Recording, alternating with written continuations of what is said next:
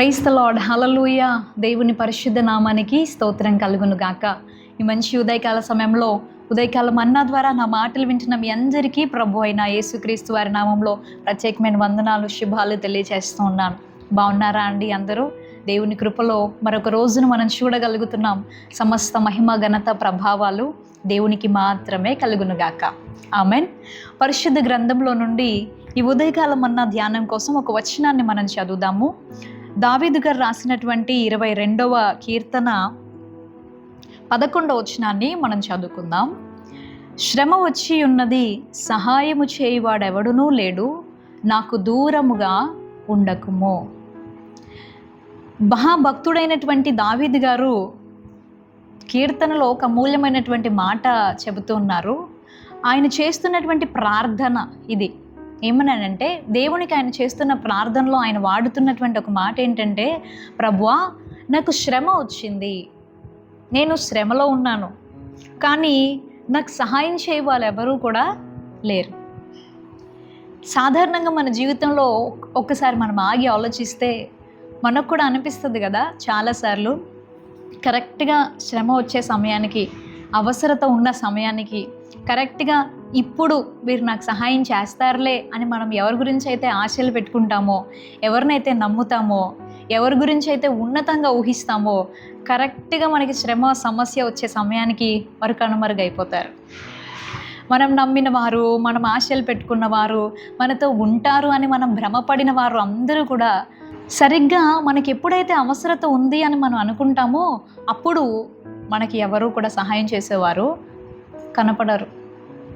మనం అనుకుంటాం, మేము వారు అవసరతలో ఉన్నప్పుడు, వారు శ్రమలో ఉన్నప్పుడు మేము ఎంత సహాయం చేశామో, కనీసం ఆ కృతజ్ఞత అయినా ఉండాలి కదా, కనీసం ఆ ప్రేమనైనా గుర్తుపెట్టుకోవాలి కదా అని అనుకుంటూ బాధపడుతూ ఉంటాం.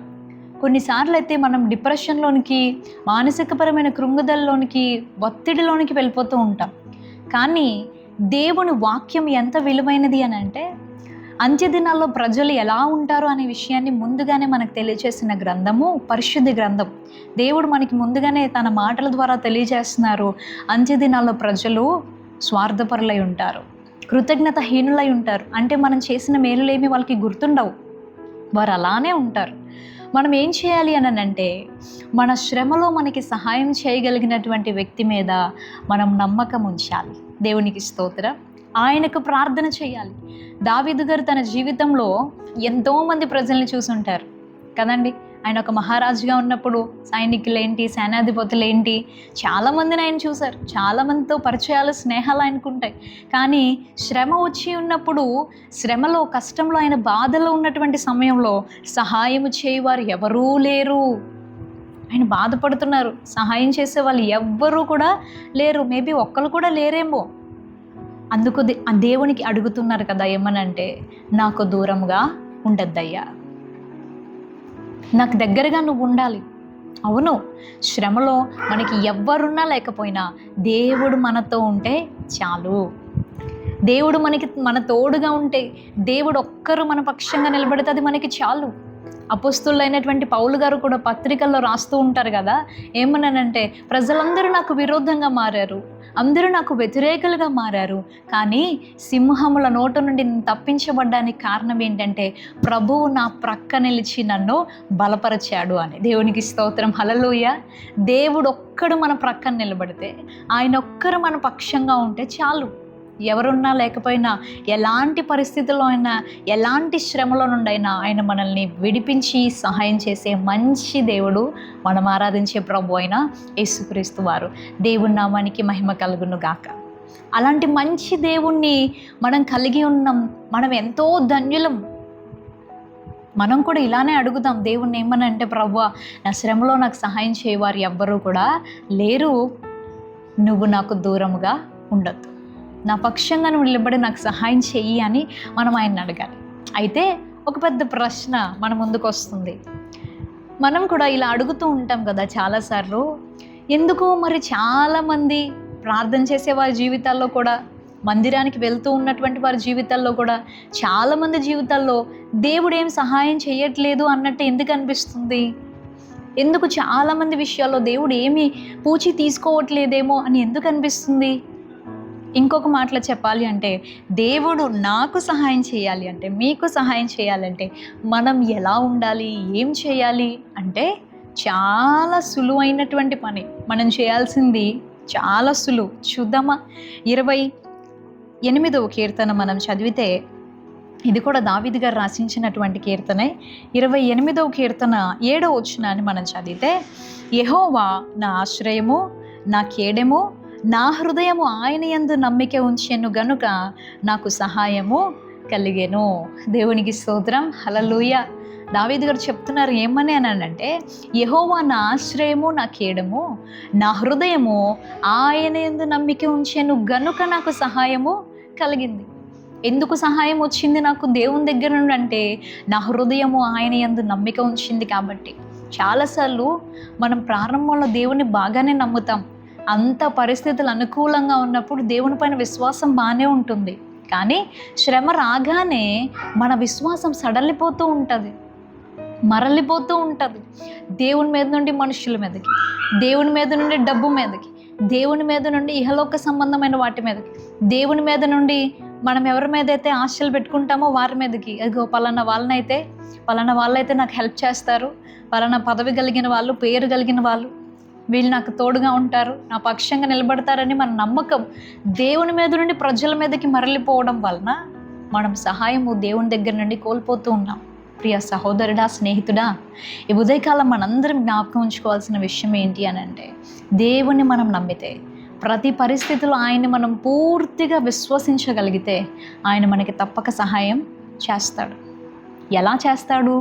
ఎలా అయినా చేస్తాడు, ఎవరినైనా వాడుకుంటాడు, ఏ రీతిలోనైనా ఆయన మనకి తప్పకుండా సహాయాన్ని పంపిస్తాడు. మనం ప్రజల్ని ఆశ్రయించొద్దు, దేవుణ్ణి ఆశ్రయించాలి. దావీదు గారు అంటున్నారు కదా, యెహోవా నా ఆశ్రయము, నా కేడెము అని. దేవుడే మన ఆశ్రయంగా మనం ఉంచుకోగలిగితే, పూర్తిగా మనం ఆయన పైన ఆధారపడగలిగితే ఆయన ప్రజల హృదయాల్ని రేపుతాడు, ప్రజల హృదయాల్లో మన గురించినటువంటి ప్రేమను పోస్తాడు. అనేక మంది సహాయకర్తల్ని మన కోసం లేవనెత్తుతాడు, మనకి సహాయము చేస్తాడు. ఆయన యందు నమ్మిక ఉంచుదాం, మనం ఆయన యందు నమ్మిక ఉంచుదాం.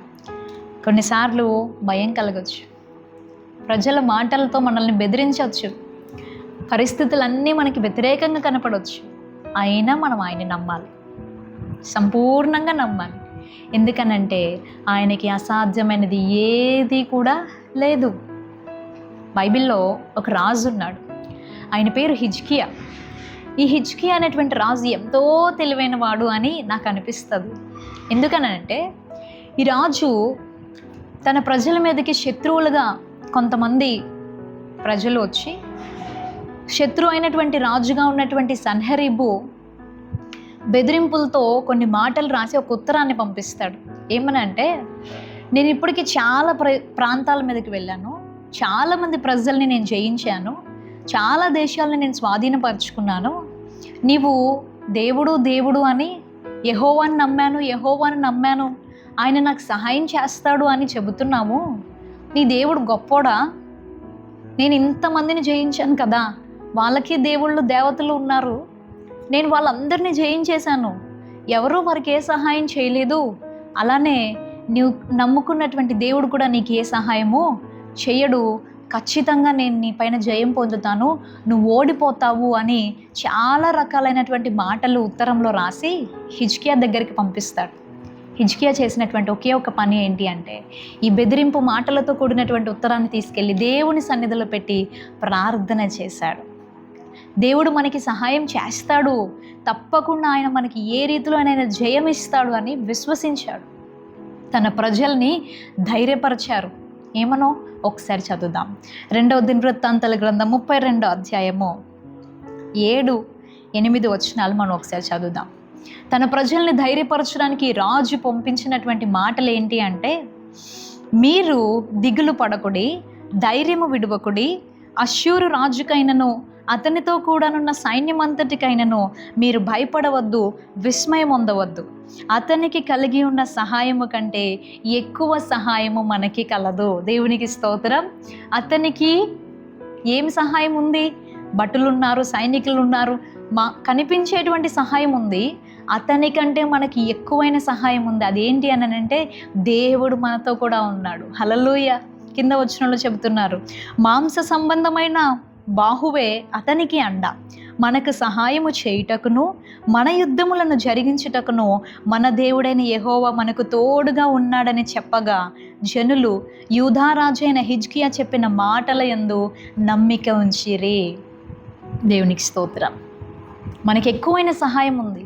అతనికి మాంస సంబంధమైన బాహువే ఉంది, శరీర రీతి బలమే ఉంది, అతనికి మాంస సంబంధమైనటువంటి బాహువు అతనికి అండగా ఉంది. కానీ మనకు సహాయం చేయడానికి, మన పక్షంగా నిలబడి మన యుద్ధాలు జరిగించడానికి దేవుడు మనకి తోడుగా ఉన్నాడు. ఆయన మనకి సహాయం చేస్తాడు అని చెప్పినప్పుడు ప్రజలందరూ విశ్వసించారు, నమ్మకం ఉంచారు. ఆయన నమ్మిన వారిని ఆయన ఎప్పుడు సిగ్గుపరిచే దేవుడు కానే కాదు.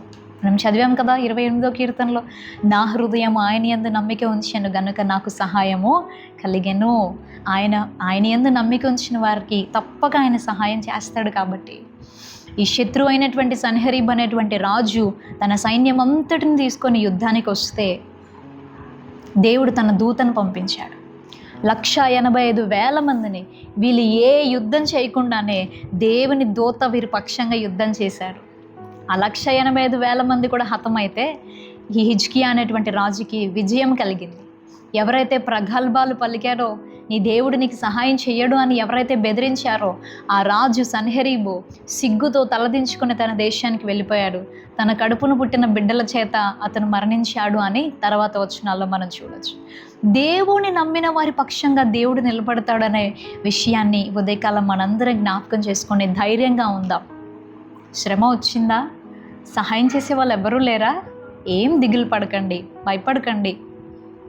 ప్రజలెవ్వరూ లేకపోయినా దేవుడు మనతో ఉంటే చాలు. ఆయన దూరం కాకుండా చూసుకుందాం. ఆయన మన ప్రక్కన నిలబడేలాగా చూసుకుంటే, మనం ఆయన్ని పూర్తిగా నమ్మితే ఆయన మనకి తప్పకుండా మనకి సహాయము చేస్తాడు. ఆయన సహాయం ఉంటే మనం ఎలాంటి పరిస్థితినైనా జయించగలం. దేవుడు మనందరి జీవితాల్లో ప్రతి శ్రమలో నుండి మనకి విడిపించి మనకు జయమిచ్చును గాక. ఆ రీతిలో మనం ఆయన్ని విశ్వసిద్దాం. ఆయన ద్వారా కలిగే ఆశీర్వాదాలు పొందుకుందాం. దైవాశీర్వాదాలు మనందరికి ఉండును గాక. ప్రార్థన చేసుకుందాం. పరిశుద్ధుడైన తండ్రి, ప్రేమగల ప్రభువా, నీకు వందనాలు. శ్రమ వచ్చి ఉన్నది, సహాయకులు లేరు, నీవు మాకు దూరంగా ఉండొద్దు అని దావీదు గారు చేసిన ప్రార్థనను మేము కొన్ని నిమిషాలు ధ్యానించుకుని ఉన్నాం. దేవా, ఎంతోమందిని నమ్మి మేము ఎన్నో రీతిలుగా ఆలోచన చేస్తూ ఉంటాం, కానీ శ్రమలో మాకు సహాయకుడవు నీవే. నిన్ను నమ్మిన వారిని వెన్నడు విడిచిపెట్టి వాడవు కాదు. మాకు సహాయం చేయండి, మా పక్షంగా నిలబడండి. ప్రతి శ్రమలో నుండి మాకు విడుదల దయచేయండి. ప్రతి కీడు కొట్టివేయండి ప్రభువా. ఈ ఉదయకాలం ఈ ప్రార్థనలో నాతో ఏకీభవిస్తున్న ప్రతి ఒక్కరి శ్రమలో నుండి విడిపించి నీ సహాయము సంపూర్ణంగా దయచేయమని వేడుకోండి. విజయమును దయచేయండి. నేను నమ్మిన హిజ్కియా అనేటువంటి రాజుని, తన ప్రజల్ని ఎలాగున్నా నీవు జయమిచ్చి దీవించావో, ప్రతి శ్రమలో, సమస్యలో నీ జయమిచ్చి ప్రభువా, ఈ ప్రార్థనలో ఏకీభవిస్తున్న ప్రతి వారి జీవితంలో నీ సహాయం దయచేయండి. పరిస్థితులు ఎలా ఉన్నా సంపూర్ణంగా నీపై ఆధారపడడానికి, నీ యందు నమ్మిక ఉంచడానికి మా అందరికీ బలమైన విశ్వాసాన్ని దయచేయమని వేడుకుంటూ, నజరేయుడు శక్తి కలిగిన యేసుక్రీస్తు వారి అతి శ్రేష్టమైన నామంలో ఈ ప్రార్థన అడిగి వేడుకుంటున్నాం పరమ తండ్రి. Amen, amen. ప్రభు అయిన యేసుక్రీస్తు వారి నామంలో మరొకసారి మీ అందరికీ వందనాలు తెలియజేస్తూ ఉన్నాను. మరలా రేపు ఉదయం ఇదే సమయానికి ఉదయకాల మన్నాలో కలుసుకుందాం. అంతవరకు దేవుని మహాకృప మనందరికీ తోడై ఉండును గాక. May God bless you. Thank you so much. Praise the lord.